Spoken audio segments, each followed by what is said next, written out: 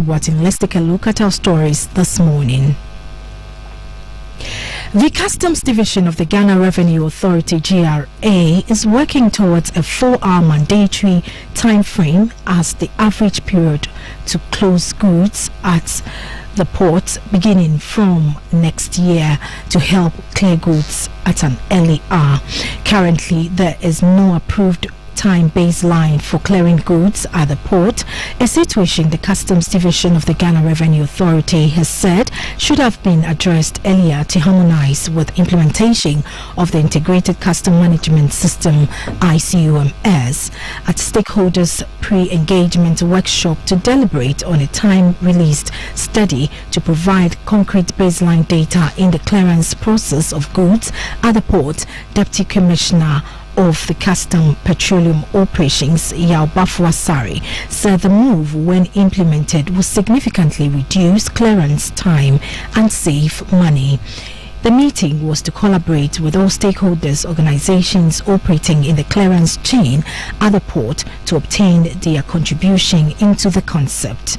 Mr. Sari noted that through this innovation, they will be able to determine and measure how long it takes to clear goods from customs upon arrival at the ports, barring all unexpected inconveniences.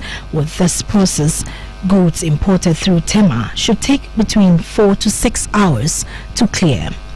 Now, the 4-hour period, which he said is just a target, could go into 24 hours, adding the pre-arrival clearance model with the right documentation should get goods cleared within 4 hours, while the post-manifest model could go beyond the 4-hour time frame. Secretary General of the African Continental Free Trade Area Secretariat, Wamkele Mane, last week called on the Minister for Foreign Affairs and Regional Integration, Sharia Yoko Botre, to brief her on the progress of implementation of the African Continental Free Trade Agreement. Now, during the meeting, the minister commended the Secretary General for his leadership and tireless effort at ensuring the commencement of the intra-Africa trade on 1st January 2021. She also assured the Secretary General of the support of government for the fulfillment of the objectives of the AFTA agreement. Now, AFTA is a free trade area founded in 2018, with trade commencing from January 1st, 2021.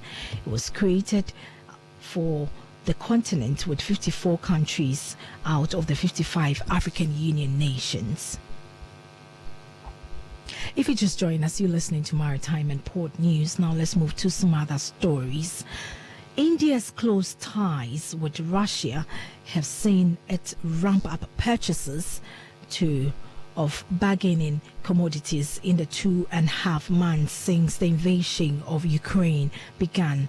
Data from S&P Global Market Intelligence shows India's seaborne crude oil import surpasses 4.8 million barrels per day in April, the highest on record, with the higher Middle East and Russian volume displacing cargoes from further afield such as the US, Canada and West Africa.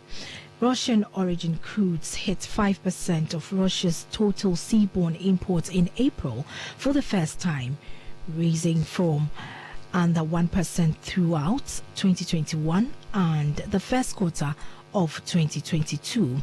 Now, as of May 9th, almost 10 million barrels of crude loading from Russia, including 970,000 barrels of Kazakhstan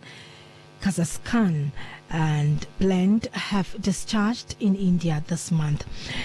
Now, another 16 vessels with 13 million barrels are currently indicating India as their destination and are expected to arrive within the next 4 weeks.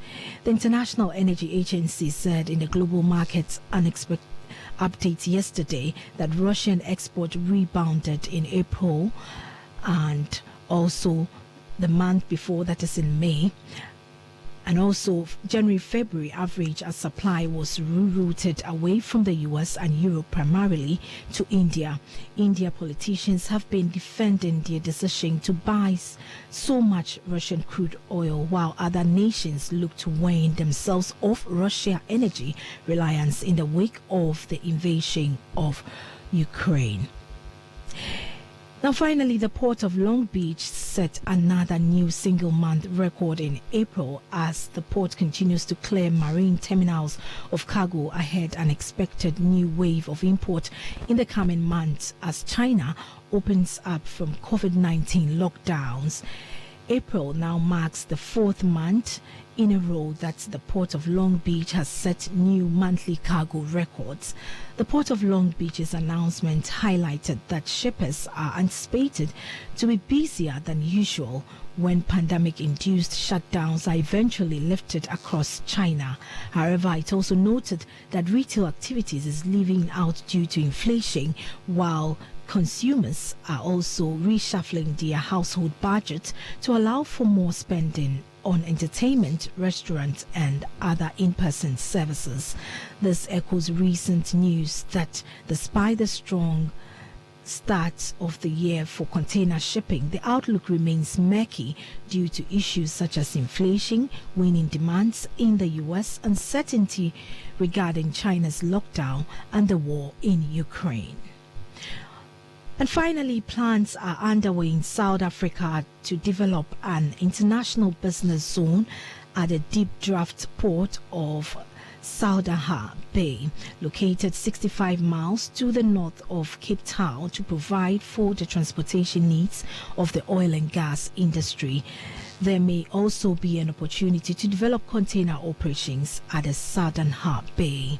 On this note, to wrap up this morning's edition of Maritime and Port News. Maritime and Port News is proudly sponsored by the Ghana Shippers Authority. They provide you with the best in all your shipping solutions. You can contact them at the Shippers House in Accra. You can also watch out for more news on Omanfm YouTube and on Facebook on the 2TV GH for more maritime and port news. My name is Nanesi Boateng, my producer. Kwiku Abwaje. Have a great day.